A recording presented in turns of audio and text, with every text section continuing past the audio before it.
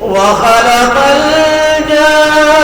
الجن من مارج من نار فبأي آلاء ربكما تكذبان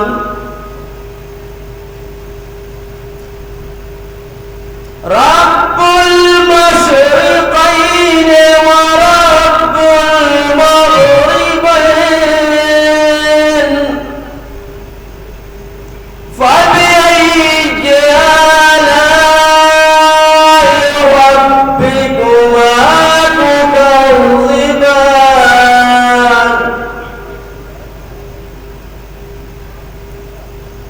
مرج البحرين يلتقيان بينهما برزخ لا يبغيان فبأي آلاء ربكما تكذبان يخرج منهما اللؤلؤ والمرجان فبأي آلاء ربكما تكذبان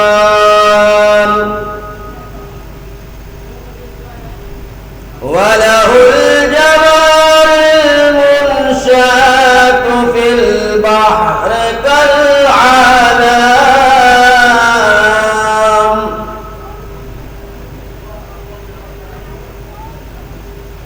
فبأي آلاء ربكما تكذبان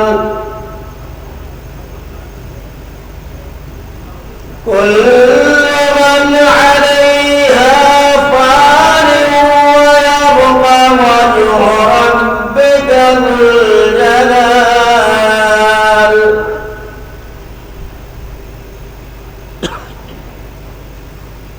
ويبقى وجه ربك ذو الجلال والإكرام فبأي آلاء ربكما تكذبان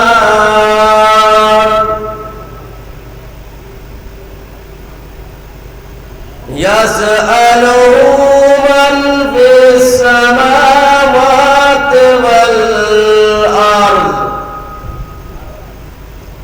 كل يوم هو في شان فبأي آلاء ربكما تكذبان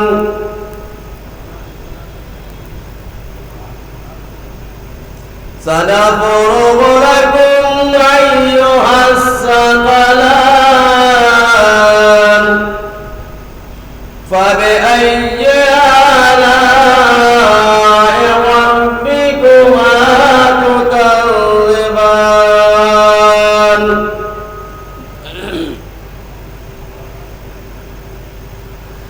يا معشر الجن والإنس إن استطعتم أن تنفذوا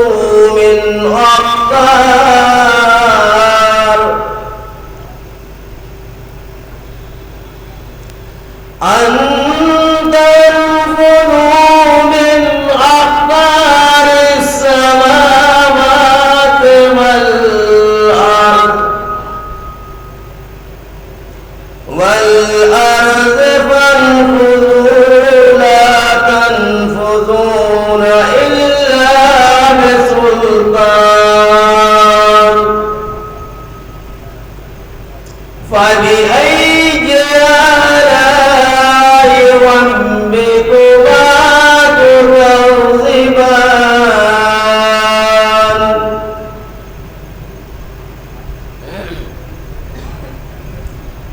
يرسل عليكما شرار من نار ونحاس فلا تنتصران فبأي آلاء ربكما تكذبان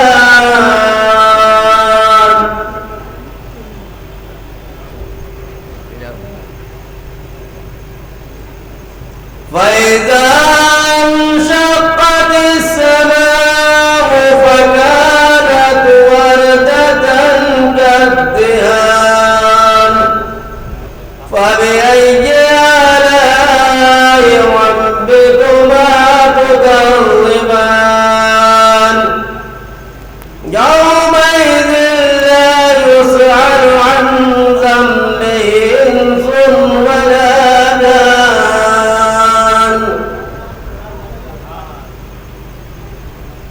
فبأي آلاء ربكما تكذبان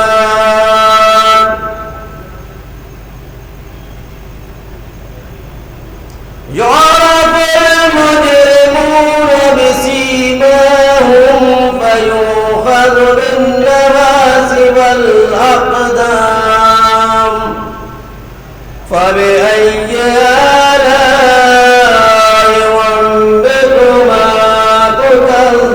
تكذبان هذه جهنم التي يكذب بها المجرمون يطوفون بينها وبين حميم عان فبأي آلاء ربكما تكذبان ولمن خاف مقام ربه جنتان فبأي آلاء ربكما تكذبان صدق الله العلي العظيم وصدق رسوله النبي الكريم والحمد لله رب العالمين.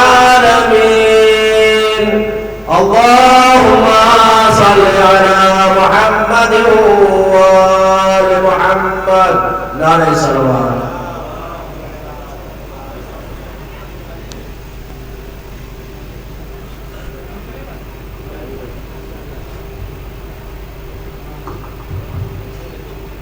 ابھی آپ جناب مولانا ایاز الپوری صاحب تلاوت کلام پاک سماعت فرما رہے تھے۔ محفل کا آغاز باقاعدہ تلاوت کلام پاک سے ہو چکا ہے۔ ہم بغیر کسی تاخیر کے کہ ہمارے سبھی کی جس مدت میں جانا تھا نہیں آتا پہنچ پا رہے ہیں، اور ہماری صدارت بھی اس وقت چل رہی ہے، انہیں ان کا فون آ چکا ہے کہ میں پہنچنے والا ہوں، تو اس میں تاخیر نہ ہو تو پروگرام کا آغاز تلاوت کلامات سے ہو چکا ہے۔ اس لیے میں صرف بیچ میں ہمیشہ کی طرح دو چار باتیں اور جمن کے سے بیٹے کی جانب سے ہمیشہ آپ کا دھیان رکھی جاتی ہے میں رکھوں گا۔ اس کے بعد عالی جناب مولانا وجود الاسلام والتسلیم جناب وزیر صفحہ صاحب کی دعوت کے سامنے ہوں گے اور محفل کو خطاب فرمائیں گے۔ حضرات السلام علیکم۔ انجمن منچہ عباسیہ کی جانب سے اس 12ویں دور میں مبارکباد پیش کرنے سے قبل میں آپ سے گزارش کرتا ہوں کہ ہمارے بیچ بہت سے حضرات اس محفل میں شرکت کرتے رہے، شاعر کی حیثیت سے بھی، سامع کی حیثیت سے بھی، لیکن وہ ہمیں اس سال ہمارے بیچ میں نہیں رہے۔ بالخصوص آئی جناب مقاصد حسین آزاد بارہ بکوی صاحب جو کہ اس محفل میں ہمیشہ شرکت کرتے رہے، ہمارے درمیان نہیں رہے۔ ہمارے جناب نظر حسین صاحب اور نگار فاطمہ کے شوہر نے مجھے خصوص کہا تھا کہ میں روزہ کے لیے فاتحہ ارسال کروا دیے گا کہ دردناک تو بہت سے مومنات جو اس محفل میں شرکت کرتے رہے ہمارے درمیان نہیں رہے۔ میں آپ سے گزارش کرتا ہوں کہ ان کی روح کے لیے ایک سورہ فاتحہ آپ لوگ کی ساتھ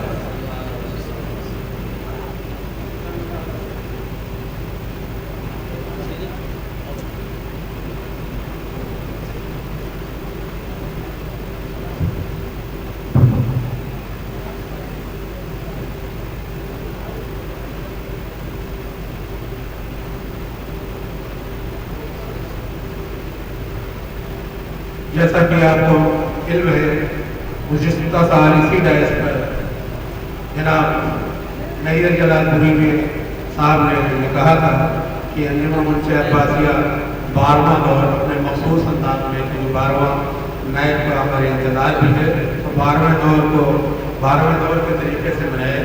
انجمن منچہ عباسیہ کی کوشش رہی ہے اس سال کہ بہترین سی بہترین شعراء آپ کے بیچ میں آئے اور بارگاہ باب الحوائج میں اپنا کلام پیش کر سکے۔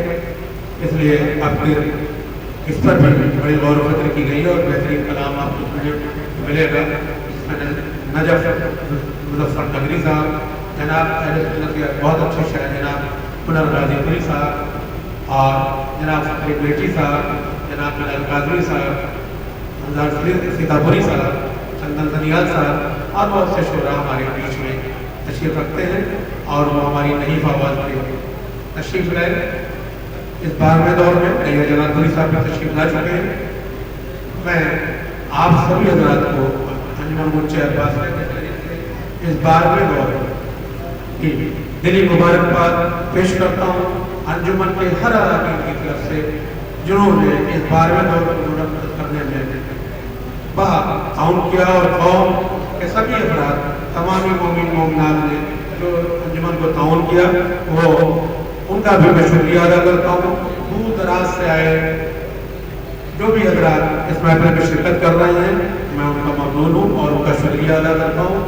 انجمن کی کوشش ہمیشہ رہی ہے کہ قوم کے جو گراکر خدمات کرنے والے لوگ ہیں، چاہے وہ سماجی شعبے میں ہو، چاہے وہ ایجوکیشن شعبے میں ہو، وہ کسی شعبے میں ہو اور قوم کا نام روشن کرتے ہیں تو ان کو حضرت ابو فضل عباس ایوارڈ سے نوازا جاتا ہے۔ اس سال بھی کچھ لوگوں کو ابو فضل عباس ایوارڈ سے نوازا جائے گا، جس میں سید ظفر حیدر صاحب جنہوں نے کلاس کی باٹنی میں ڈاکٹریٹ ڈگری کی ہے، پی ایچ ڈی کی ڈگری حاصل کی ہے. اس کے بعد mister Kulsoom Fatima gold medallist, جنہوں نے سائیکولوجی میں اور جغرافی میں اچھے گولڈ میڈلسٹ کی ڈگری حاصل کی ہے.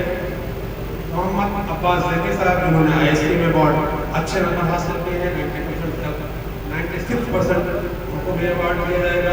Ahmad Mehndi Naqvi Sahab C B S E board میں لڑکوں کی طرف سے انہوں نے اچھے نمبر حاصل کیے، اور لڑکیوں میں Zahra C B S E board میں بہت اچھے نمبر حاصل کیے. احمد فاطمہ انٹرمیڈیٹ میں یو پی بورڈ سے بہت اچھے نمبر حاصل کیے، اور کلثوم زہرا نے ہائی اسکول میں یو پی بورڈ سے بہت اچھے نمبر حاصل کیے.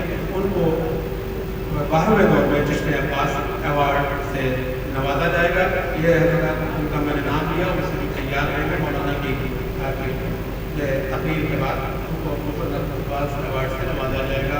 ایک بار پھر تمامی حضرات سے جو دور دراز سے تشریف لائے ان کا میں شکریہ ادا کرتا ہوں. بالخصوص آج حسینی چینل والوں سے جو میں نے رابطہ کیا اور انہوں نے آل انڈیا جشن عباس کی لیکچرز کو اپنے چینل کے برابر دکھاتے رہے، اور انہوں نے اس محفل کو لائیو ٹیلی کاسٹ کرنے کے لیے وہ ہمارے درمیان موجود ہیں.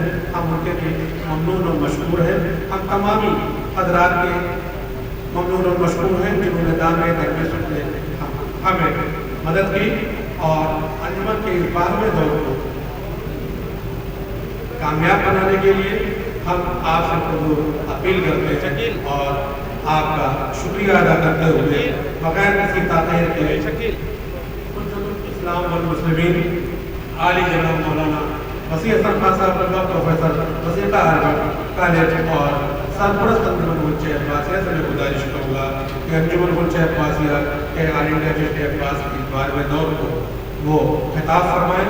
آپ نعرے درود سے ان کا استقبال کریں.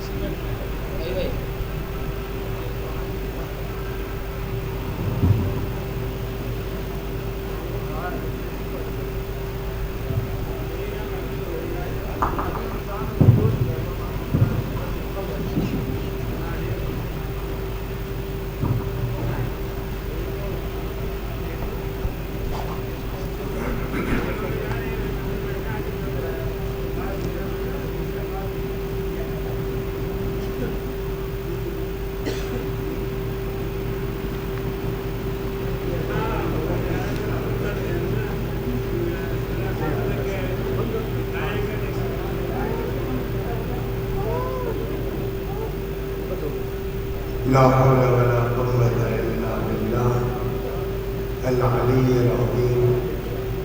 أعوذ بالله من الشيطان الرجيم. بسم الله الرحمن الرحيم. الحمد لله وصلى الله على رسول الله وآله آل الله. أما بعد فقد قال مولانا امیر المؤمنین علی بن ابی طالب علیہ السلام: الہی کفی بی عزا ان اکون لک عبدا وکفی بی فخرا ان تکون لی ربا. میں صمیم قلب اور تہہ دل سے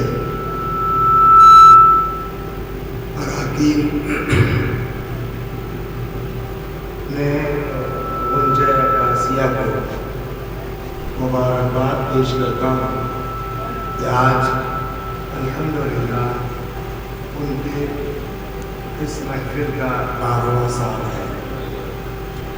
خدا کرے اسی طریقے سے آگے یہ گولڈن جبلی کرے، سلور جبلی کرے، ڈائمنڈ جبلی کرے انشاءاللہ. بہت زیادہ وقت آپ کا نہیں ملتا. حضرت ابوالفضل عباس سلام اللہ علیہ کے لیے یہ محفل ناطق کی گئی ہے رضوان صاحب. حضرت کی زیارت کے فطرے میں ایک ایسا فطرہ ہے جو ان کو کسی اور شہید کی زیارت کرے. وہ آپ حضرات پڑھتے رہتے ہیں السلام علیکم ایھا العبد الصالح. سلام ہو آپ پر ایک عبد صالح. ظاہر سی بات ہے کربلا میں جتنے شہید ہیں، میں اچانک چلا نہ جاؤں. آپ پہلے میرے گھر اور پرائیویٹ ہو گئی، میں نے کہا کسی سے کہیے مل لیں گے، ورنہ بھول جائیں گے تو پھر روکنا پڑے گا.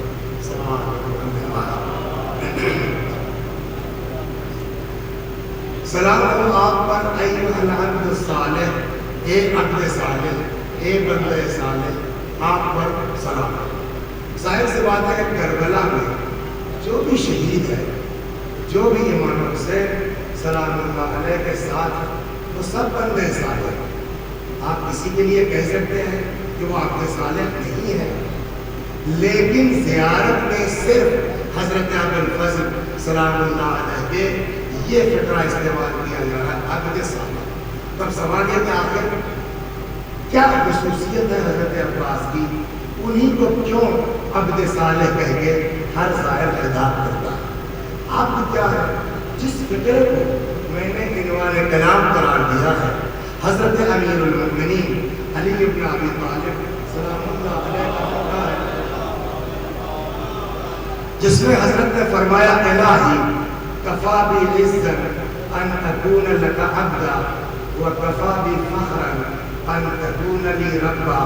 اللہ میری عزت کے لیے یہی بہت ہے کہ میں تیرا بندہ ہوں، میرے فخر کے لیے یہی بہت ہے کہ تو میرا.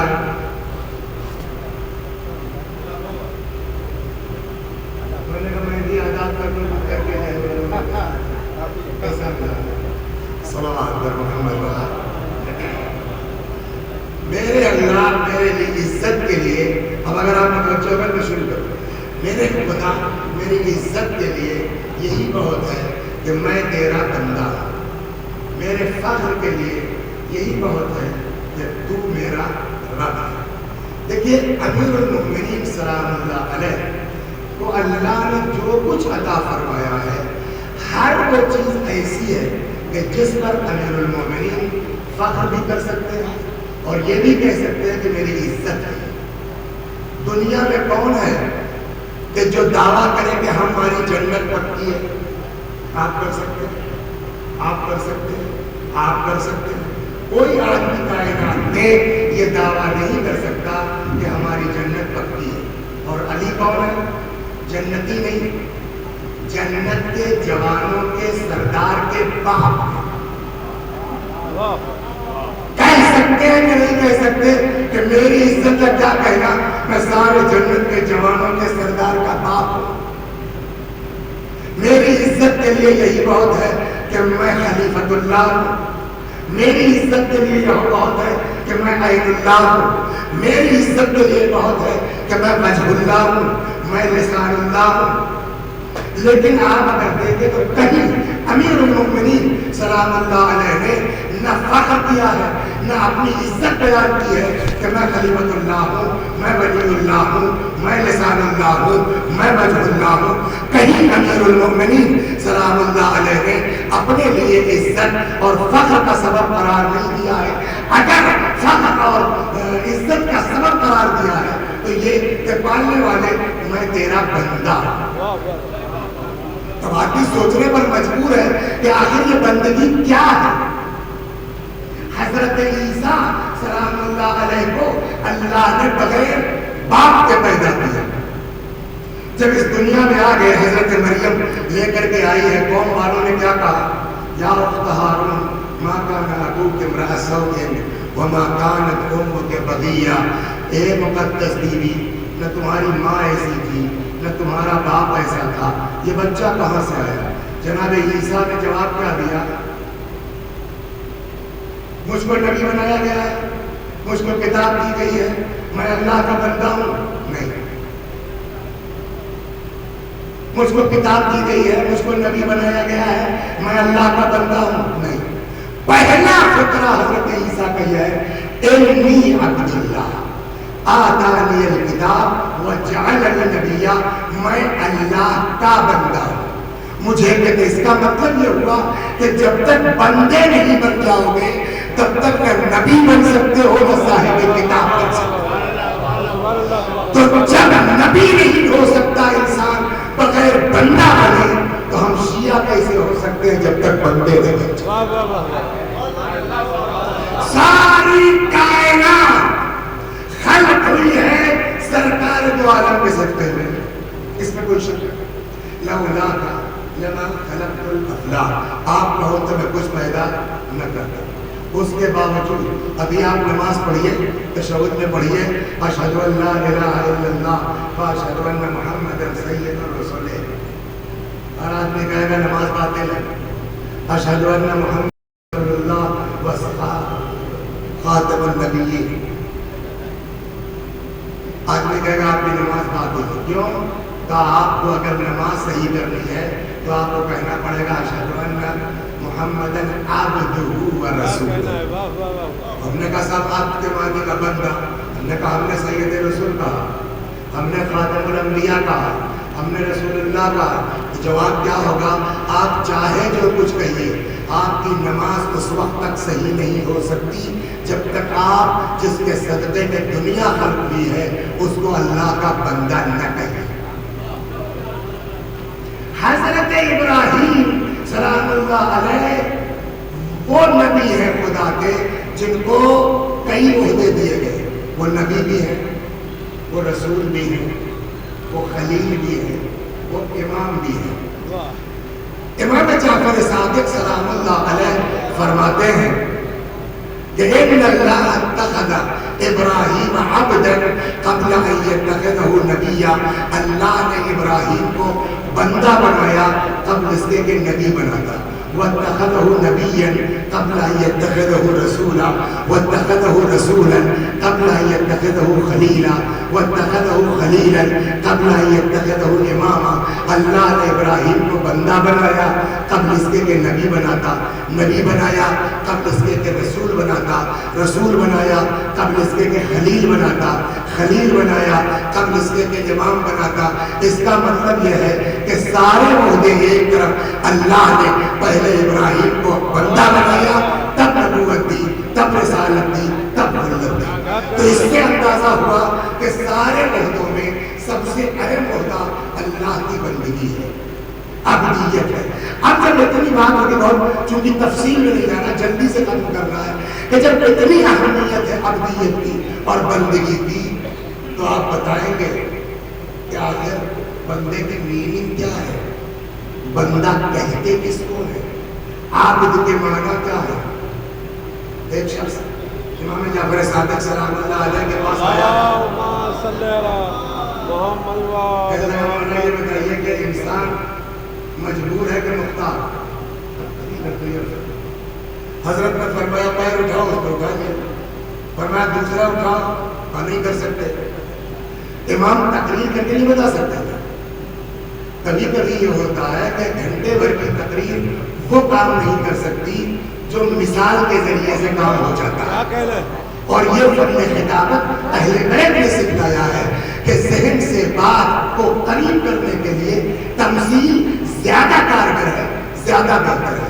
لہذا ہم گھنٹے بھر چیختے رہے, سمجھا نہ پائے کہ بندہ کہتے کس کو, اس کے لیے ایک چھوٹی سی داستان نقل کرتا ہوں اور فوراً آگے آپ کی منزل پر.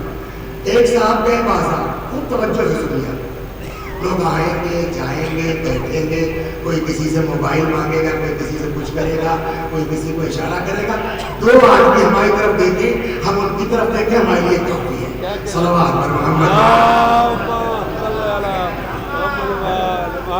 تین چار آدمی دیکھ رہے ہیں, میں انہیں کی طرف دیکھ رہا ہوں. ایک صاحب گئے بازار, کون سے غلاموں کے بازار, بردار فروشوں کے بازار. غلام خریدنا تھا. ادھر ادھر دیکھتے دیکھتے ایک غلام نظر آیا, لیتا تھا تھان پان منحنی سا, اس کے پاس پہنچے، جو مالک تھا کہنے کہ بھیا کتنے کا؟ تو مثلاً عام قیمت جو ہے وہ 10 روپے ہو سکتی ہے، اس نے کہا 100 روپے کا بیچوں گا۔ انہوں نے کہا یار ایسا بولا ہوں تو مثلاً 10 کا مل جائے گا۔ 100 کیوں؟ تو اس لیے کہ اس کو بندگی کا طریقہ آتا ہے۔ وہ بھی تھا جوہر شناس۔ اس نے کہا اگر ایسا ہے تو 10 کا مال میں 100 میں لینے کے لیے تیار، لے کے آ گئے۔ بیچنے والے تاجر نے کیا بتایا تھا؟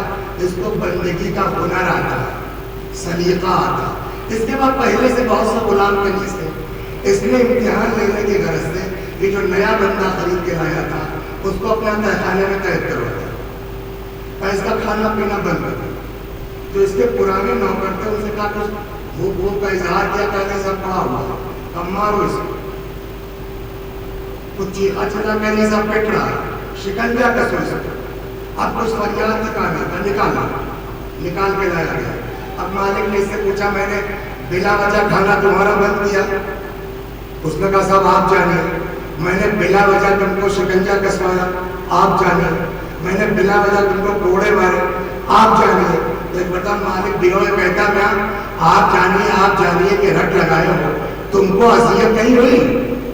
جواب دیتا جناب میں تو ٹھہرا بندہ کہتے ہی اس کو ہے کہ مالک جس حال میں رکھے اسی میں خوش رہے۔ بس یہ تمثیل قصہ صحیح ہے نہیں صحیح ہے اس سے بحث نہیں ہے، بحث یہ کہ بات ذہن سے قریب کرنے کے لیے تمثیل پیش کی گئی تو مطلب اب سمجھ میں آ گیا ہے نا۔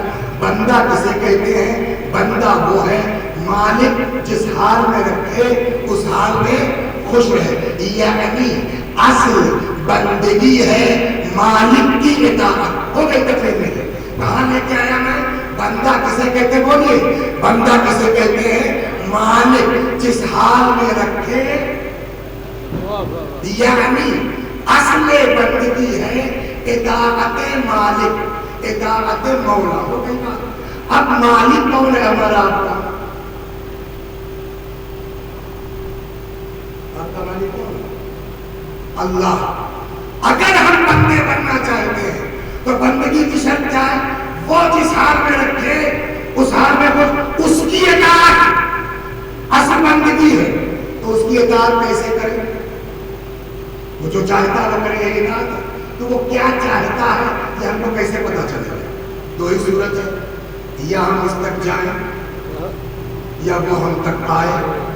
ہم اس سے جا کے پوچھیں آپ کیا چاہتے ہیں، یا وہ آ کے بتائے کہ میں کیا وہ اپنی لطافتوں کی بنیاد پر ہم تک نہیں آ سکتا، ہم اپنی کثافتوں کی بنیاد پر اس تک نہیں جا سکتے۔ تو جب وہ ہم تک نہیں آ سکتا، ہم اس تک نہیں جا سکتے، تو اب ضرورت ہے ایک میڈیٹر کی، ایک میسنجر کی، ایک پیغامبر کی، ایک درمیانی رابطے کی، جو نوری ہونے کی وجہ سے ادھر سے وابستہ ہو، جسم کے اعتبار سے ہمارے جیسا لگتا ہو، تاکہ وہاں سے پیغام لے اور ہم تک پہنچائے۔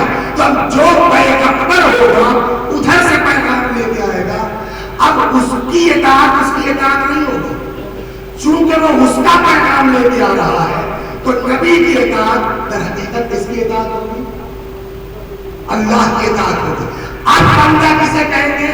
کہ مالک کی اطاعت۔ مالک تو ہے نہیں، کہ اس کے بھیجے ہوئے رسول کی اطاعت۔ بندہ بننا ہے تو جتنے بڑے نبی کے فرما بردار بنو گے اتنے ہی بڑے بندے بن جاؤ گے۔ نبی اس دنیا سے چلے گئے، اب بندہ کیسے بنے گے؟ تو اس کا جواب یہ کہ وہ چلے گئے نا، سلسلہ ہدایت تو باقی ہے۔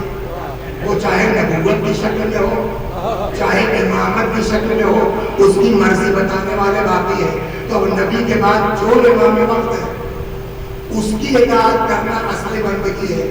مطلب صاف یہ ہوا کہ اب جو امام وقت ہے اس کی اطاعت یہی عین بندگی ہے، یعنی امام کی مرضی کے مقابلے میں نہ ہماری کوئی سوچ ہے، نہ ہماری کوئی فکر ہے، نہ ہمارا کوئی ارادہ ہے۔ جو امام کی مرضی ہو اس پر اپنی ساری خواہشات کو ڈال دینا، اس کو کہتے ہیں بندہ۔ مجلس ہوتی کسی کو ایک گھنٹے گھما دیتا، لیکن اب جلدی سے آ تو اب بندگی کیا ہوئی؟ امام کی مرضی میں اپنی تمام خواہشات کو ڈھال لینا. یہاں تک آپ آگے اب آئیے. کربلا میں فوجیں جتنی بھی ہم سے اس سے بحث نہیں ہے، وہ 25,000 ہے، 30,000 ہے، 35,000 ہے، 1,00,000 ہے، اس سے زیادہ لکھنے والوں نے کہا سب سے بحث نہیں. دو روایتیں ہیں. ایک روایت کہتی ہے 4,000، ایک روایت کہتی ہے 10,000.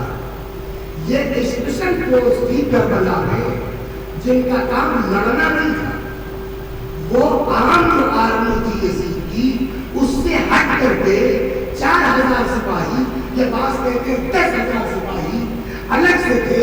ان کا کام تھا فرات کے کنارے بیٹھا دینا. مطلب کچھ ہو جائے تم کو اپنی جگہ نہیں چھوڑنی ہے، کسی بھی صورت سے کوئی بھی آدمی یہاں سے پانی لے کے حسین کے خیمے تک نہ جانے پائے. اس کے لیے اسپیشل فورس 4,000 یا بعض روایتوں کے اعتبار سے 10,000. تاریخ کا کہنا کیا ہے کہ ایک شخصیت ایسی ہے فوج حضرت سید الشہداء میں، یہ بھی روایات میں اختلاف ہے کہ وہ تلوار لے کے آئے تھے کہ نیزہ لے کے آئے. ایسی بھی شخصیت ہے کہ وہ نیزہ لے کے یا تلوار لے کر کے آئے ہیں اور اپنے آپ کو فرات میں داخل کیا ہے. اچھا دیکھیے سوال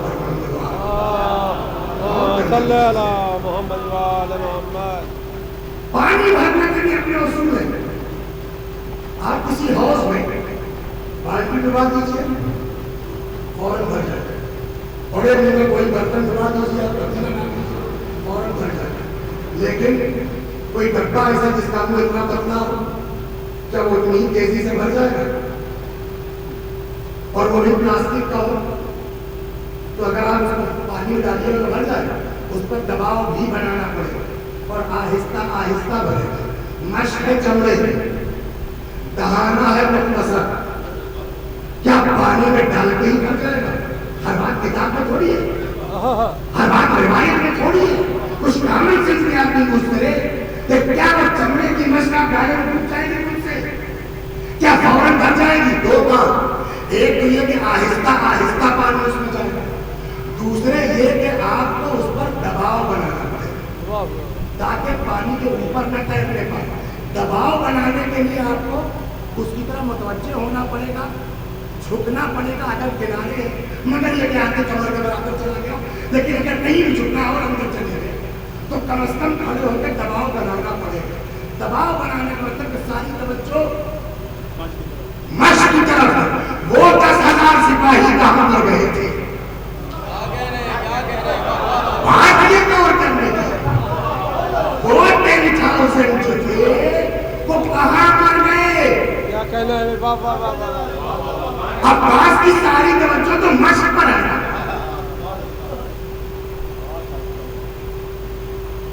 ڈر کے مارے بھاگ گئے، ایک جواب یہ دے سکتے ہیں ڈر کے مارے بھاگ گئے تھے تو کوئی بات نہیں.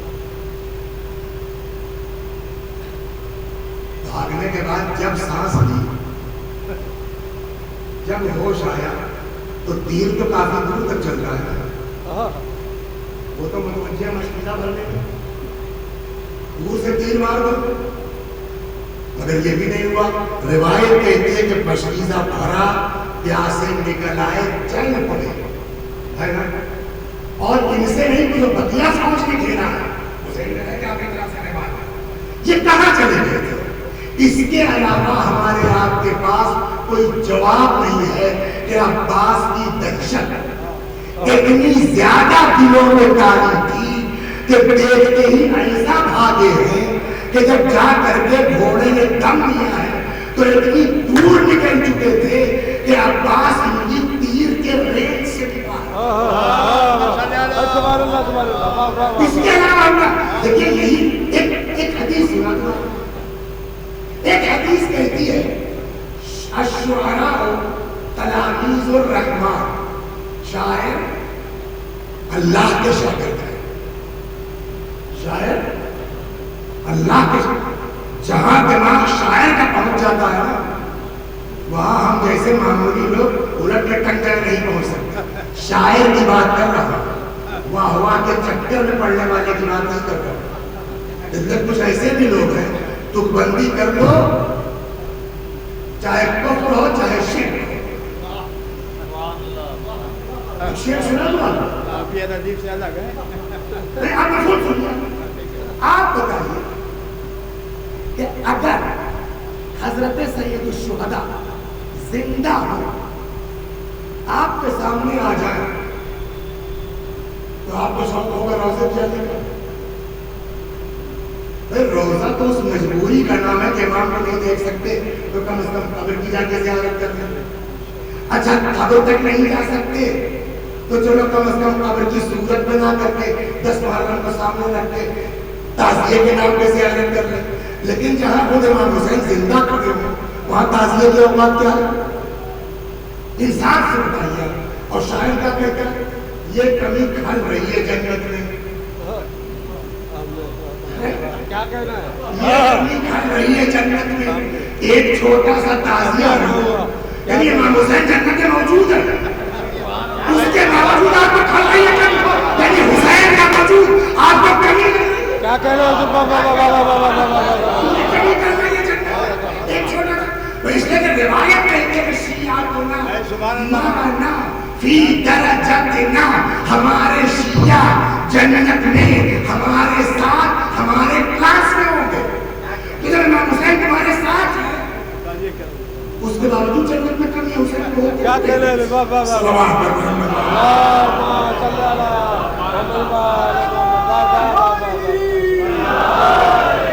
تو بات اس کی نہیں ہے. واہ واہ واہ واہ واہ.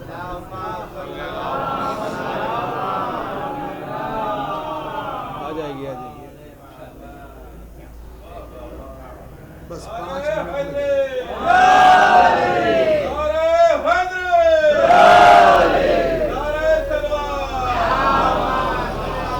لیکن کبھی کبھی شاعر ایسی چیز لاتے ہیں, جیسا میں نے کہا کہ ہم آپ جنرل لوگ جو ہے الٹ کے ٹرنگا نہیں بول سکتے.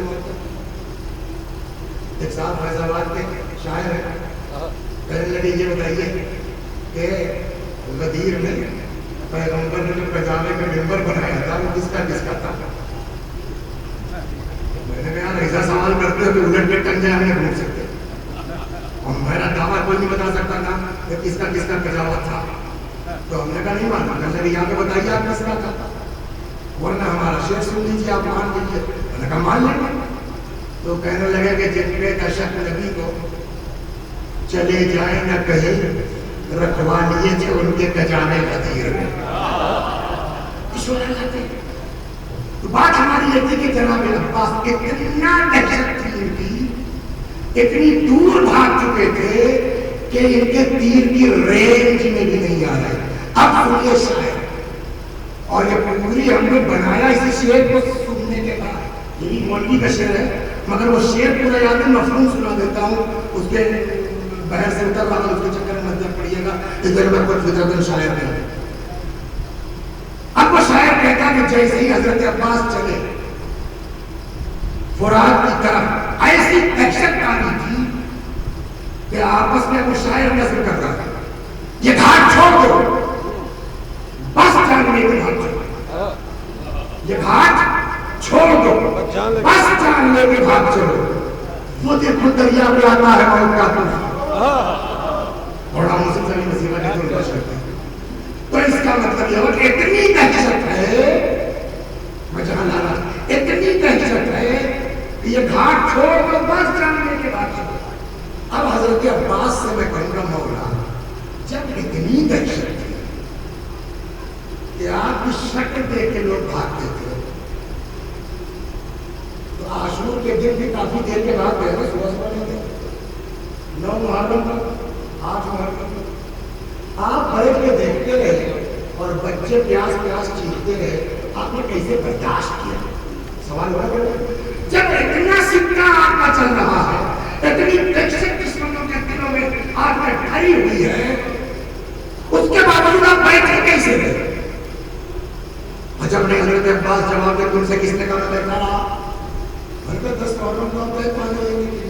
ٹھیک ہے وہ گیا, पहचाना किसने कहा? मैंने कहा फिर पढ़ो किताब। अब रिवायत कहती है आशूर के दिन हजरत अब्बास ने प्यास के बावजूद कुएं खोदे हैं ताकि पानी निकल आए। ठीक है, किताब में है, पढ़ लिया। दिल चाहता है मौला, जब आपकी दहशत इतनी है तो जाके फराज से भर लाना आसान था या फावड़ा चलाना आसान था? कुआं खोदना। आपने कुएं क्यों खोदे? आप फराज में आते पानी भर लाते? अच्छा, और अभी तुमने आधे घंटे से पब्लिक को क्या समझाया है? बंदा किसे कहते हैं? जिसकी अपनी सोच कोई सोच न हो, जिसकी अपनी फिक्र कोई फिक्र न हो, इमाम की मर्जी में अपने को ढाल लेना, यही है अब्दियत। मुझको कितनी तकलीफ है ये बहस नहीं है। बहस क्या है कि हुसैन जब तक इजाजत नहीं देंगे तब तक अब्बास अपने दिल की आवाज नहीं सुन सकते, सारी कुव्वत के बावजूद। यह है असली इताअत। और इस मंजिल शजाअत पर आने के बाद इतना सब कायनात में कोई नहीं कर सकता।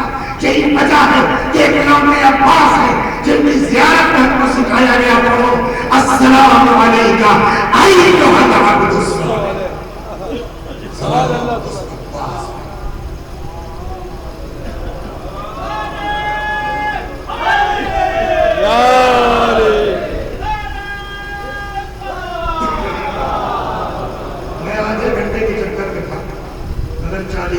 पहुंच गई, मगर ये कहना जरूरी समझता हूं। तो अब कौन है जो इमाम की मर्जी में अपने पढ़ा? अब आकर के हमारे जमाने में फिर वही मसला खड़ा हुआ। जैसे अल्लाह नहीं दिखाई दे रहा है वैसे ही इमाम कर दे। आप क्या करें?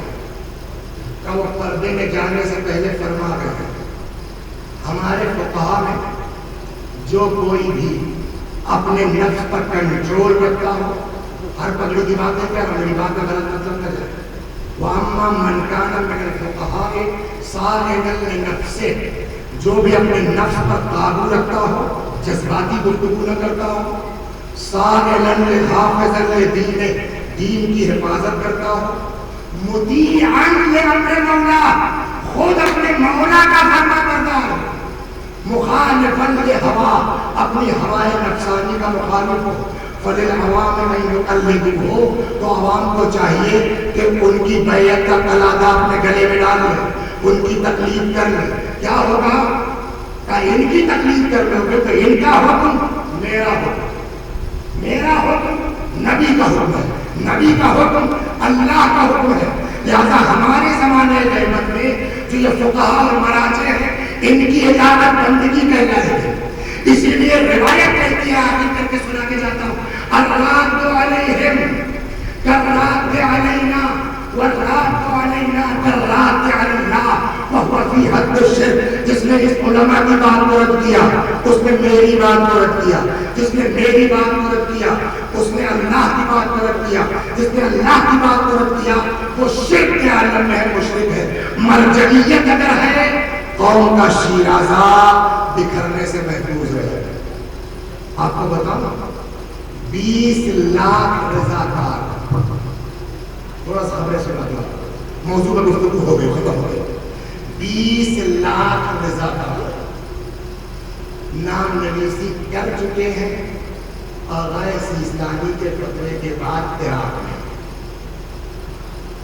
और आज जो दहशत है वो इसी बुनियाद पर है कि हवाई सिस्टम इनका अच्छा नहीं है, यानी इतना खराब है। आपको मैं बताऊँ ये खुद हिम्मत नहीं कर पा रहे हैं हवाई हमले की। अभी रास्ते में खबरें पढ़ता हुआ रहा था मैं कि इनका हवाई सिस्टम इतना गड़बड़ है, भाई नहीं कुछ इनके पास कि ये खुद हमला कर सकता। एक अच्छी खासी लेयर है सद्दाम के जमाने की फौजियों की, जिसमें से मूसल में और नैनवा के सूबे में इन लोगों ने अपने आप को बिल्कुल बिगड़ा कर दिया, जिसका नतीजा ये था कल लगा फैसला दिया अगर पूरी क्या कहते हैं रिटायरमेंट दे दिया गया नीचे से, तो कहाँ जाए? वज़ीर आज़म को पहले पब्लिक नहीं आएगी, प्रेसिडेंट के कहने पर पब्लिक नहीं आएगी। एक सिस्तानी साहब ने जिहाद दिफाई का फतवा दिया, कल तक की रिपोर्ट पे है 2 मिलियन 10 लाख लोगों ने अपने नाम लिखाए हैं, हम फौज के साथ लड़ने के लिए तैयार हैं। फिर दूसरा फतवा आया, मगर ये मर्ज़ियत की एक होशी बनाया कीजिए, कोई खुद से कोई ग्रुप नहीं बना सकता, कोई खुद से लड़ने नहीं जा सकता, जिसको जो करना है वो फौज के अंदर रह करके उसके इंस्ट्रक्शन के अंदर है। आज अगर हम मर्ज़ियत को मजबूत करते हैं, सारी गलत दिनों से सारे बाइकाट को झेलने के बावजूद आज की जो खबरें हैं, बाकायदा बड़ी ताकतों ने कहा है कि इलाके की एक बड़ी ताकत है, बगैर उसका कॉन्फिडेंस में लिए इराक के मसले को सुलझाया नहीं जा सकता। और बात यहाँ तक आ जाती जो लेटेस्ट मुकामा में आया हूँ, डेली न्यूज का जो तबसरा है और बोला कि हम तो अमेरिका के लिए बीट को भी तैयार है इराक के मसले को लेकर के। ये किस बुनियाद पर है? उसी मर्ज़ियत की बुनियाद, उसी विलायत की बुनियाद। लिहाजा मैं अपने नौजवानों से, भाइयों से गुजारिश करता हूँ कि अपने आप को मर्ज़ियत से वाबस्ता रखिए। एक चीज, दूसरी चीज जो मैं गुजारिश करना चाहता हूँ कि इस वक्त जो पूरी दुनिया कोशिश हो, देखिए इसके अलावा अब तक जहाँ हुआ वहां नाम क्या था? टेररिस्ट, है ना, दहशतगर्द, एक उनके आप पसंद। जैसे ही ये इराक में आए, अभी परसों नरसों में इराक में बीबीसी के ऑफिस के सामने लंदन में हंगामा किया, ये गलत बात को बताया क्या? ये सुन्नी शिया पसंद मोसिल में जिनको पकड़ा गया है, जिनको मारा गया, सब शिया नहीं है, उसको सुन्नी नहीं। जनाब यूनुस की ताकत नहीं, हजरत यूनुस शियों के इमाम नहीं थे, हजरत शीश की तनख्वाही नहीं, हजरत शीश शियों के इमाम नहीं थे। आज खुद के लोगों बारिगानी ने ऐलान किया है कि हम शिया सुन्नी भाइयों के साथ मिल करके दाइश से लड़ने के लिए तैयार है। बारिगानी खुद है, शिया नहीं है। इराक में ये दिमाग में रखिए, कोई सुन्नी शिया जंग नहीं है। सुन्नी शिया एक साथ है, एक प्लेटफॉर्म पर है, जंग है तो टेररिस्ट की एक इस्लामियत के साथ। मैंने मुसलमान भी नहीं कहा, इसलिए बड़ा मुसलमान वो तो मुसलमानों का नहीं है, वो तो ईसाइयों का है। तो इसका मतलब मुसलमानों से मदद नहीं मांगना, ये जानवरों की जंग है इंसानों से, ये दहशतगर्दों की जंग है सुलह पसंद अफराद से।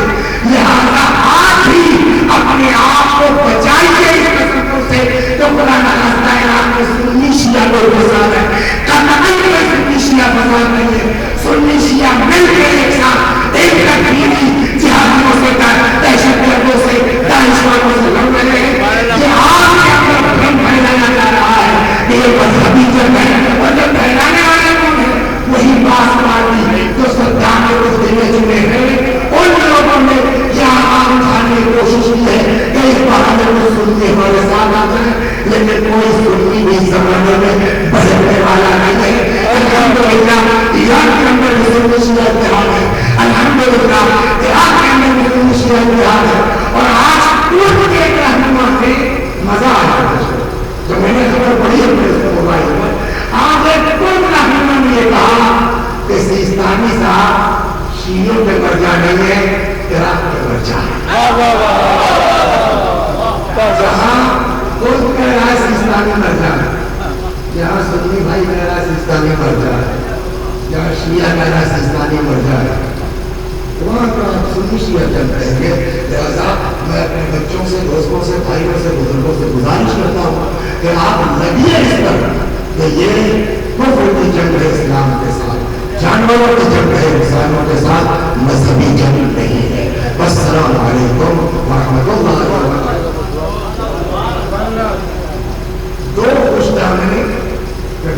दो खुश दामने अस्पतालों में, एक का ऑपरेशन हो गया, मेरे दर्द की शिद्दत है, अभी कमी नहीं हो रही, वो मेरी अस्पताल से आ रहा, दुआ फरमाइए अल्लाह से आके।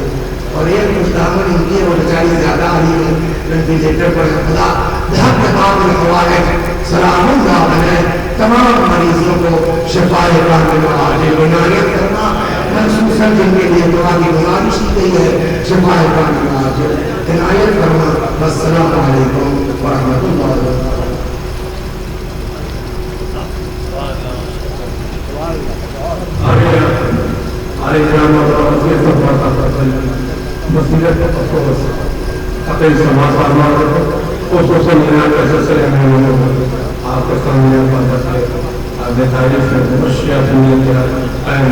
करना चाहिए।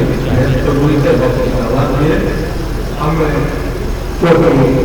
हमारे आज की इस बैठक की आगे बनाने सदारत कर रहे थे, उनसे मैं गुजारिश करूँगा कि चंद कलमा को भी आपके सामने रखें। मैं आगे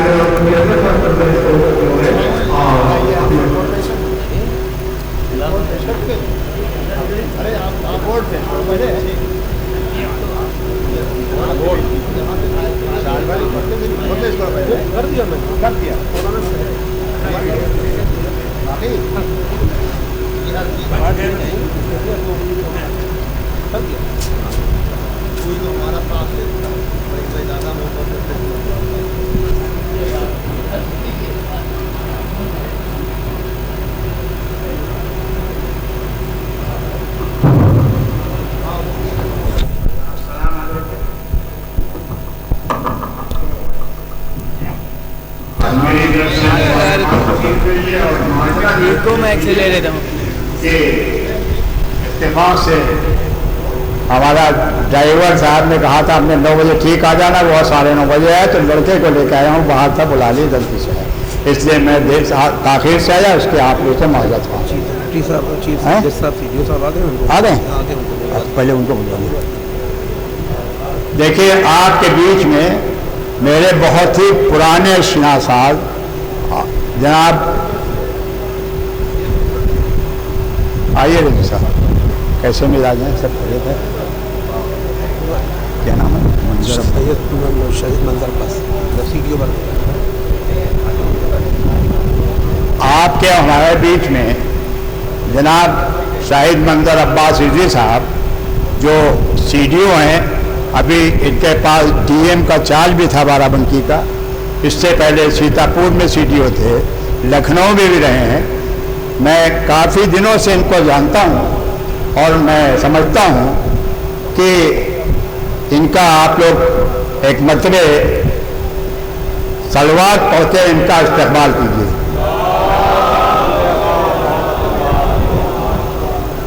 इनके बारे में ज़्यादा कुछ कहने, अभी ये बताऊँ कि अभी वसी हसन साहब कबला यहाँ तकरीर फरमा रहे थे, उनके बारे में इतना कह देना चाहता हूँ, वो होते तो ज़्यादा छल कर सुन रहे होंगे।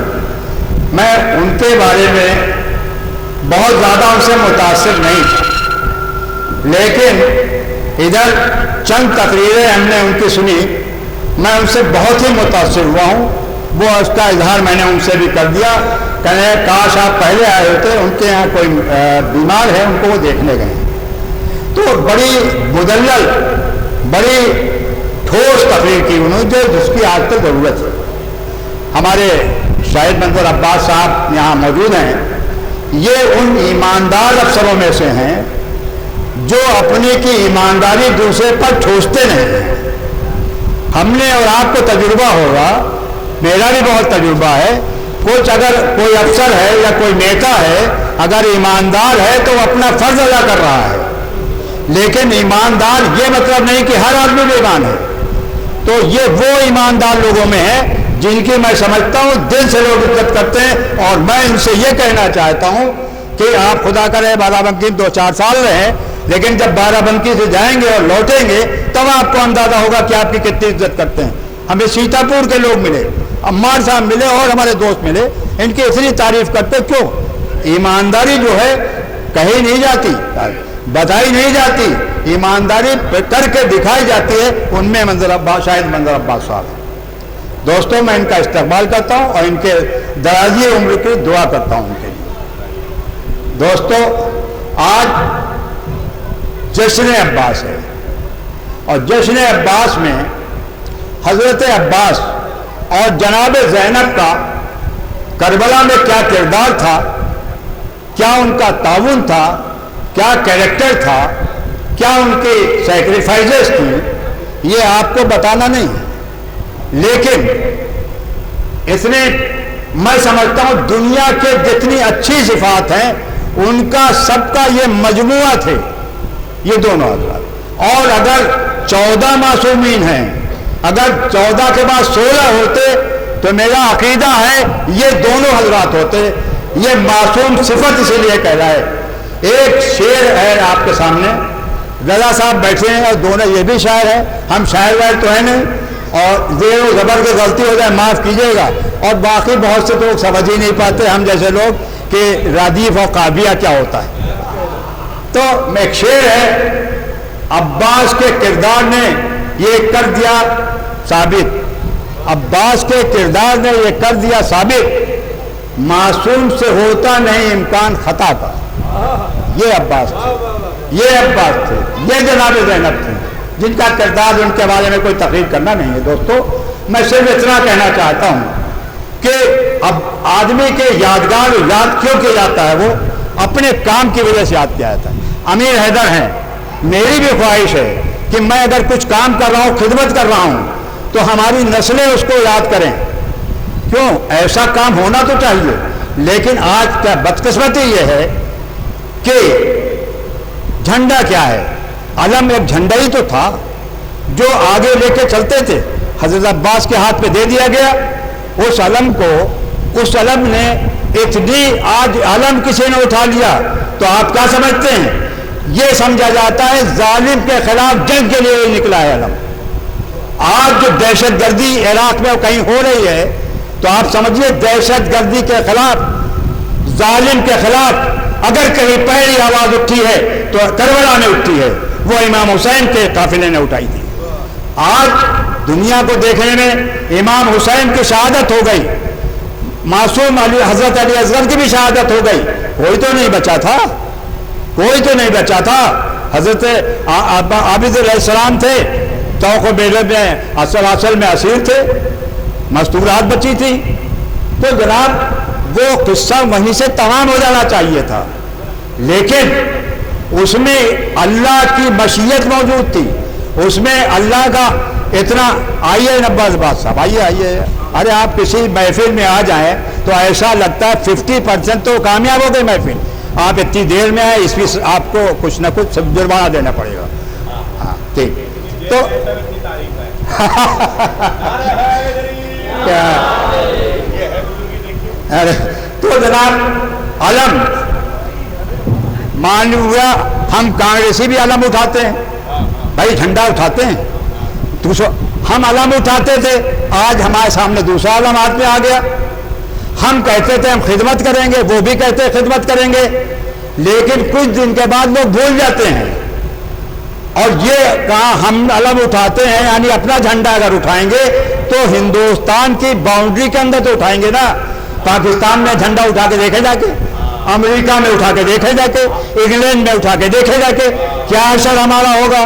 तो हम झंडा जो उठाते हैं वो अपनी हद सरहद के अंदर, बाउंड्री के अंदर, लेकिन वो झंडा जो हजरत अब्बास ने उठाया था, आज जहाँ भी जुल्म है वहाँ पे जुल्म के खिलाफ लड़ने के लिए, जिहाद के लिए हजरत अब्बास अलमबरदार का वो झंडा है जो आज दुनिया की बाउंड्री के उसके मोहताज नहीं। दुनिया की बाउंड्री, दुनिया के हर कोने पे जहाँ भी देखे हजरत अब्बास का वो हर बाउंड्री से अलग है। और वो आज भी उसमें इतनी हिफाजियत है कि इधर अलम देखा, छोटा सा बच्चा है, 5 साल का, 3 साल का बच्चा, और बिगड़ता है तो मातम करने लगता है कोई अलम में इतनी तासीर किसी के? ये करबला की तासीर थी, ये हिफाजियत थी, ये हजरत अब्बास के हाथ पे अलम था, इसलिए हजरत अब्बास ने अलम की इज्जत बढ़ा दी, इज्जत बख्शी। और मैं ये कहना चाहता हूँ हज़रात कि आज दुनिया दहशत गर्दी का शिकार हो रही है। आज मैं कहता हूं दहशत गर्दी से अगर लड़ाई लड़ना है तो करबला से सबक देखना पड़ेगा। करबला के सबसे पहली दहशत गर्दी यजीद की तरफ से, दुनिया का सबसे बड़ा दहशतगर्द यजीद था। लेकिन आज मैं खुदा न खास्ता अपने नौकर को जो मेरी तनख्वाह पाता है उसको भी यजीद कह दूं तो शायद वो गाली समझेगा। लेकिन आज इन हजरात का नाम ले लें, आज अब्बास का नाम ले लीजिए, ये लगता है उसका सीना चौड़ा हो जाता है कि हमारा अब्बास का मैंने इसका नाम ले लिया तो लोगों की इज्जत बढ़ जाती है। दूसरा ये मैं कहता हूं कि आज सबसे बड़ा आपके पास वेपन अगर है, कोई असलाहा है तो असलाहा कौन सा है आपके पास? वो है दहशत गर्दी से लड़ने के लिए वो इस्लाम है। और इस्लाम की बका के हम सबसे जिम्मेदार वो करबला थी जहां इमाम हुसैन ने खून दे दिया और खून से सींच के आबियादी कर दी उस करबला के दरख्त की जो आज के इस्लाम की शक्ल में दुनिया के हर कोने में आज अपने अफजाई दे रहा है, आज उसके फल फूल रहा है। दोस्तों मैं ये कहना चाहूँगा सबसे बात कि एक शेर है, दुनिया को जगाने में जब बीत गई सदियां, सुनिए रिजवी साहब, दुनिया को जगाने में जब बीत गई सदियां, शब्बीर ने बतलाए काम है दिन भर का। मैं कहता हूं दिन भर का नहीं, सिर्फ असर के बाद ये 2-4 घंटे का काम था। दुनिया सैकड़ों साल से चल रही है, दुनिया नहीं जगा पाई मेहनत के बाद भी, इसलिए वो जज्बा नहीं था। करबला में वो जज्बा था। इमाम हुसैन ने 2 घंटे में बता दिया कि दुनिया ये लगती है। आज इमाम हुसैन का सदाकत के लिए नाम लिया जाता है, आज इमाम हुसैन का नाम लिया जाता है, पूरी कुर्बानी के लिए नाम लिया जाता है। आज इमाम हुसैन का नाम लिया जाता है, करबला का नाम लिया जाता है कि दहशत गर्दी से लड़ना है तो इमाम के जज्बे को लो, करबला से जज्बा लो, दहशत गर्दी। और बज़ाहिर इमाम हुसैन का पूरा काफिला 72 शहीद हो गए, नाम लेवा नहीं होना चाहिए था। बज़ाहिर यजीद जीत गया, ये दुनिया की पहली जंग थी जो बज़ाहिर हार गई थी, बबातिन ऐसी जीत गई कि हमेशा के लिए जिंदा हो गई, वो यजीद हमेशा के लिए मानून हो गया। दोस्तों मैं यहाँ पर जश्न अब्बास के जो ये हमारे सेक्रेटरी साहब हैं और ये हमारे प्रेसिडेंट शाहिद साहब जो बैकग्राउंड में रहते हैं हमेशा लेकिन बड़ा काम करते हैं, और उनके तमाम साथी 10-12 साथी नाम है लेकिन नाम लूँगा तो मैं झगड़े में फंस जाऊँगा, इसलिए माशाअल्लाह से इनकी अंजुमन बहुत बड़ी हो चुकी है। तो आज 12-14 साल से ये मुस्तकिल काम कर रहे हैं, ये कॉन्स्टिट्यूटिव काम कर रहे हैं। मैं इनसे ये दरख्वास्त करूँगा कि आप और भी कोई कॉन्स्टिट्यूटिव काम कीजिए इस इदारे के तहत। आज के दिनों सबसे बड़ी ज़रूरत इस बात की है, तालीमी इदारा कोई खोलिए। अगर आपने 100 बच्चों को पढ़ा दिया तो आप समझे सबसे बड़ी खिदमत होगी, इस बात की ज़रूरत है। जाहिल वो खिदमत नहीं कर सकते आज की दुनिया में, आज का बड़ा कंपटीशन है। आज आप लेके आप हमारे जैसे जाहिल, अब हम दादा सुनिए, मैं जो मोबाइल है इसमें आप कहीं फीड कर नहीं कर पाता हूँ, तो हमारे जैसे जो आजकल बड़ा ज़माना आगे बढ़ चुका है, इतनी बड़ी हमारी पोती है फीड कर लेती है, दादा ये कीजिए, हमने कहा हमको अपनी राह पर छोड़ दो। तो दोस्तों ज़माना बदल चुका है, इसलिए आप लोगों से कहना चाहता हूँ आपने हमको इज्जत दिया, इसलिए मैं आपकी दरख्वास्त करूँगा कि कोई ऐसा तालीमी इदारा खोलिए जो कॉन्स्ट्रक्टिव हो और जो हज़रत अब्बास के जो उनके किरदार है, उनके मेहनत है, उनकी वफा है। और वफा का नाम क्या लेना, वफा का नाम आया अब्बास याद आ गए, ये अब्बास का कैरेक्टर था। दोस्तों इससे मैं समझता हूँ उससे बड़ा खिराज अक़ीदत रहेगा, और आप सबको मुबारकबाद देना चाहता हूँ, और ख़ास तौर से शायद मैं अब्बास को साहब को मुबारकबाद देना था कि आप अपने कीमती वक्त में तशरीफ़ लाए और आपका तमाम मोमिनीन आपका इस्तेमाल करते हैं। शुक्रिया।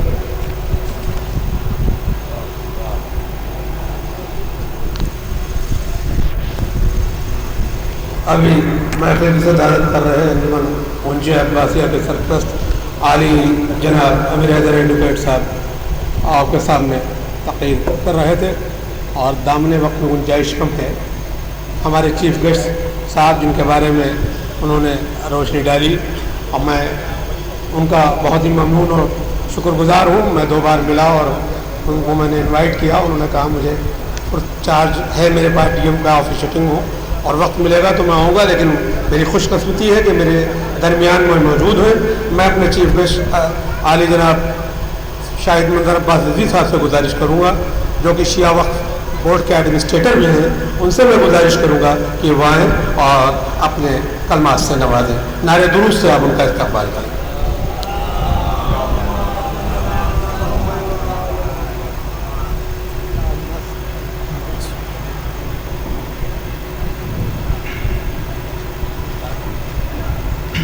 اللہ الرحمن الرحیم. ساری تعریفیں اللہ کے لیے اور درود و سلام محمد و آل محمد کے لیے. السلام علیکم. سب سے پہلے میں اس جشن کے موقع پر جو کہ حضرت عباس علیہ السلام کے ولادت کے موقع پر منعقد کیا گیا ہے اس کی مبارکباد آپ کے سامنے پیش کرتا ہوں. اور اس پروگرام کے جو منتظمین ہیں ان کا شکریہ ادا کرنا چاہتا ہوں کہ مجھے یہاں آ کے وہ حاضری کی سعادت کا موقع یہاں پر مجھے عنایت کیا. ابھی ہمارے بزرگ انہوں نے بہت سی باتیں کہیں میرے بارے میں، تو میں آپ کو یہ بتا دوں کہ جتنی انہوں نے تعریفیں کی اس کا رتی برابر بھی میرے اندر کوئی خصوصیت نہیں ہے. یہ ان کی محبت ہے کہ جو انہوں نے یہ کلمات کہے، میں ان کا بھی خاص طور سے شکر گزار ہوں. محترم حاضرین، ہم لوگ یہاں جس موقع پر اکٹھا ہوئے ہیں، سب سے پہلے اس کے بنیادی مقصد کی طرف آپ کی توجہ مبذول کرانا چاہ رہا ہوں. جس شخصیت کے بارے میں یہ جشن ہو رہا ہے، ابھی مجھ سے پہلے حجت الاسلام جناب رسی حسن صاحب قبلہ انہوں نے اپنے بیان میں ضرور روشنی ڈالی ہوگی کہ میری بدقسمتی تھی کہ ان کا بیان نہیں سن سکا میں اور ان سے ملاقات بھی نہیں ہو پائی. بہرحال اس شخصیت کے بارے میں کچھ کہنا آفتاب کے چراغ دکھلانے کے برابر ہے.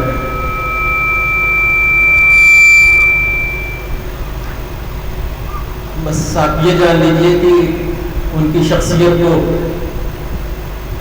وفا کے نام سے جانا جاتا ہے، لیکن یہ صرف ایک پہلو ہے. آپ کے شجاعت کی بھی کوئی مثال نہیں، لیکن ان کے علم کے حوالے سے کوئی روشنی نہیں ڈالی جاتی ان کی شخصیت پر. یہ پہلو بڑا تشنا رہ جاتا ہے. میں یہ دعویٰ نہیں کرتا کہ میں آپ کی شخصیت کے بارے میں بہت کچھ جانتا ہوں، لیکن ایک چیز ضرور کہنا چاہوں گا کہ آپ لوگ جب حج کے موقع پر جو خطبہ آپ نے بیان کیا اس کو ضرور آپ لوگ پڑھیے گا. اس میں فصاحت و بلاغت کی وہ جھلک ملے گی جو آپ کے پدر حضرت علیہ السلام کے خطبوں میں تھی. اس لیے ان کی شخصیت کے علمی پہلو کے بارے میں علم حاصل کرنے کے لیے اس خطبے کو ضرور آپ لوگ پڑھیے گا. تو اس سے کچھ نئے بات کھولیں گے آپ کی معرفت کے. دوسری کچھ بات یہ ہے کہ ہم یہاں اکٹھا ہوئے ہیں تو کس مقصد کے لیے اکٹھا ہوئے ہیں. اگر ہم قرآن کی طرف نگاہ اٹھا کے دیکھیں تو قرآن یہ کہتا ہے کہ وما خلقت الجن والانس الا لیعبدون، وما خلقت الانس والجن الا لیعبدون، یعنی انسانوں اور جنوں کو اللہ نے عبادت کے لیے خلق کیا ہے. تو ہم یہاں پر اکٹھا ہوئے ہیں یہ سوچ کر کہ ہمارے یہ عمل بھی عبادت ہے. اگر ہم یہ مان کے چلیں کہ ہمارا یہاں بیٹھنا صرف کسی شخصیت کی یاد کے لیے ہے اور ہم ان سے محبت کا ایک اظہار کرنے کے لیے اکٹھا ہوئے ہیں تو یہ ہماری ادھوری سوچ ہے. کوئی بھی عمل اگر ہم عبادت سمجھ کر انجام نہیں دیتے ہیں تو وہ عبث ہے. اور عبادت کے دو پہلو ہیں، ایک ہے عبادت کی روح اور ایک ہے عبادت کا مقصد. عبادت کی روح میں اپنے بزرگ یہاں پر جو سامعین ہیں ان کے لیے بات نہیں کہہ رہا ہوں بلکہ اپنے جو چھوٹے بھائی ہیں ان کے لیے میں بیان کر رہا ہوں کہ عبادت کی روح ہے اخلاص. اخلاص کا مطلب خالص کر لینا، خالص کرنا. خالص کا مطلب پیورٹی، یعنی کسی عمل کو اللہ کے لیے اگر ہم خالص کر لیں تو اس کو اخلاص کہتے ہیں. اسی لیے سورہ توحید کو سورہ اخلاص بھی کہا جاتا ہے. کہ وہ خالص توحید ہے، اس میں کوئی ملاوٹ نہیں ہے، امپیورٹی نہیں ہے. تو ہر عمل کی روح اخلاص ہے، اور اس کا جو اپوزٹ ہے، اس کی ضد ہے ریاکاری، جو کہ ہر عمل کی دشمن ہے. ریاکاری کا مطلب ہم نے جو عمل اللہ کے لیے انجام دینا چاہیے تھا، ہم نے اس کو بندوں کے لیے کیا، تو یہ ہو گئی ریاکاری. اور ریاکاری کو شرک خفی کہتے ہیں، یعنی ہم ایک شرک ہم سے سرزد ہو رہا ہے اگر ہم ریاکاری کر رہے ہیں. خفی اس لیے کہتے ہیں کہ کیونکہ اخلاص کا تعلق قلب سے ہوتا ہے، نیت سے ہوتا ہے، اس لیے چھپا ہوتا ہے. تو ہمیں اپنے ہر عمل کے لیے اخلاص کے بارے میں ضرور دھیان دینا چاہیے کہ ہم اپنا کوئی عمل غیر اللہ کے لیے نہ کریں، صرف اللہ کے لیے کریں. دوسرا اس کا جو جز ہے عبادت کا، وہ ہے مقصد. ویسے تو ہماری زندگی کا مقصد ہے، لیکن عبادت کا بھی ایک مقصد ہوتا ہے، اور وہ کوئی بھی عبادت کا کام اگر ہم کر رہے ہیں تو قربتاً للہ کے علاوہ اگر کوئی ہمارا قصد ہے تو وہ عبادت نہیں ہو سکتا. ہر عبادت اللہ کے قربت کے لیے ہوتی ہے. اب سوال یہ پیدا ہوتا ہے کہ ہمیں علم کیسے حاصل ہو کہ ہمیں اللہ کی قربت حاصل ہو رہی ہے کہ نہیں ہو رہی ہے. ایک چیز میں تھوڑا واضح کرنا چاہ رہا ہوں. ابھی مجھ کو کچھ دیر پہلے پتہ چلا کہ یہاں پر شعرا کی فہرست بہت طویل ہے، اس لیے میں کوئی خشک موضوع میں آپ کا بہت زیادہ وقت نہیں لینا چاہتا، اس لیے مختصراً اپنی بات عرض کروں گا.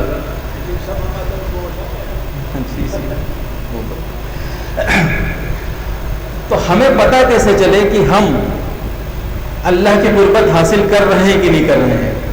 کیا ایسا ہوتا ہے کہ ہم ایک عمل انجام دیں جس کو ہم عبادت سمجھ کر کر رہے ہیں اور ہم کو پتہ ہی نہ چلے کہ ہم اللہ سے نزدیک ہوئے کہ نہ ہوئے؟ آپ اگر کوئی بزنس کر رہے ہیں، آپ کا مقصد ہے نفع حاصل کرنا، تو آپ روزانہ اپنا اکاؤنٹ دیکھتے ہیں کہ صاحب میرا مول دھن کتنا تھا اور اب میرے پاس میری پونجی کتنی ہو گئی ہے. تو پتہ چل جاتا ہے کہ بھائی آج ہمارا اتنے % نفع ہوا. یا اگر مان لیجیے سستے میں سامان بیچ دیا تو گھاٹا ہو گیا. کبھی کبھی ایسا ہوتا ہے کہ سامان کی قیمت گھٹ جاتی ہے، گھاٹے میں بیچنا پڑتا ہے، کمپٹیشن ہو جاتا ہے، نفع نہیں ملتا. تو ہم چھوٹی سے چھوٹی تجارت کرتے ہیں تو اپنے نفع اور نقصان کے بارے میں ضرور ایک پرواہ کرتے ہیں اور غور کیا کرتے ہیں کہ ہم کدھر جا رہے ہیں، ہم نفع کی طرف جا رہے ہیں کہ خسارے کی طرف جا رہے ہیں. اور انسان کی جو ذہنیت ہے وہ نفع اور نقصان کو دیکھ کر ہی کوئی کام انجام دیتی ہے. انسان کی فطرت ہی یہی ہے. اور اس کا ثبوت یہ ہے کہ سورہ عصر میں پڑھیے کہ والعصر ان الانسان لفی خسر. اب یہاں پر لفظ گھاٹے کا معاملہ آیا، تو جب ایک طرف گھاٹا ہے تو دوسری طرف نفع بھی ہوگا. انسان کی ذہنیت اللہ نے ایک اپنی اس سورے میں بتا دیا کہ انسان کی فطرت نفع نقصان کے لیے ہے، اور انسان کاسٹ بینیفٹ انالیسس کرنے کے بعد ہی کوئی کام انجام دیتا ہے. تو جب انسان کی فطرت ہے تو اسے معلوم ہونا چاہیے کہ میں جو عمل انجام دے رہا ہوں وہ اپنے مقصد کی طرف جا رہا ہے کہ نہیں جا رہا ہے. اس لیے ہمیں ضرور غور کرنا چاہیے کہ اگر ہم قربت اللہ کی قصد سے یہاں بیٹھے ہوئے ہیں تو کیا واقعی وہ قربت ہمیں حاصل ہوئی کہ نہیں ہوئی. اب ایک تو ایک براڈ پرسپیکٹو میں آپ دیکھیے تو وہ یہ ہے کہ اللہ کی قربت جیسا کہ علماء کہتے ہیں کہ تب حاصل ہوتی ہے جب ہم اللہ کی صفات کو اپنے اندر سمو لیں.